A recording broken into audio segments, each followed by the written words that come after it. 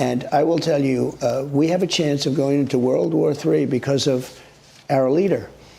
So I don't want to get into what state he's in. You know, it's in one way, it's not something for me to talk about. I can tell you this, President Xi of China, Putin, Kim Jong-un, all of these leaders are at the top of their game. Mentally, they're at the top of their game. And they're dealing with somebody that's not at the top of his game. And honestly, he never was. He was never the brightest bulb. And everybody understands that. Everybody knows that. You look at his foreign policy over the years, it was always wrong. You look at all of the things, you look at his crime bill in the 1990s, how horrible that was to certain groups of people. He was never great at what he did. He did it because he was hale and hearty and well met. And I have a real problem. I love this country. I don't want to see this country get into a nuclear war and be so badly damaged. What we say won't matter. This won't matter. This place won't matter. Nothing will matter because practically nothing's going to be here anymore. The level of power, of power with the weapons and the weaponry, that's real weaponry. That's worse than the weaponry that we were talking about a little while ago. This is the ultimate. This is obliteration, maybe world obliteration. And we have a man that is not capable of even discussing it. He talked the other night about that nuclear doesn't matter so much. What matters is, think of this, global warming. The only global warming that matters to me is nuclear global warming, because that's the real deal.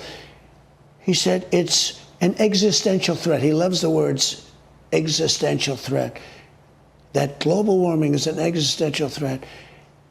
And he doesn't know why. What is it? It's weather. And I'm all for that. You know what? I'm in a certain way, in a very powerful way, I'm an environmentalist. I want clean air, I want clean water. But this is not the existential threat. Tomorrow, we could have a war that will be so devastating that you could never recover from it. Nobody can. The whole world won't be able to recover from it. And he's talking about something in 400 years from now, the oceans will rise by 1/8 of an inch. Look, we have a man that shouldn't be doing this job. He's not qualified. He's not mentally sharp enough. And I don't believe he was 20 years ago either. You know, they can show me clips. Take a look at the clips of how he did 20 years ago.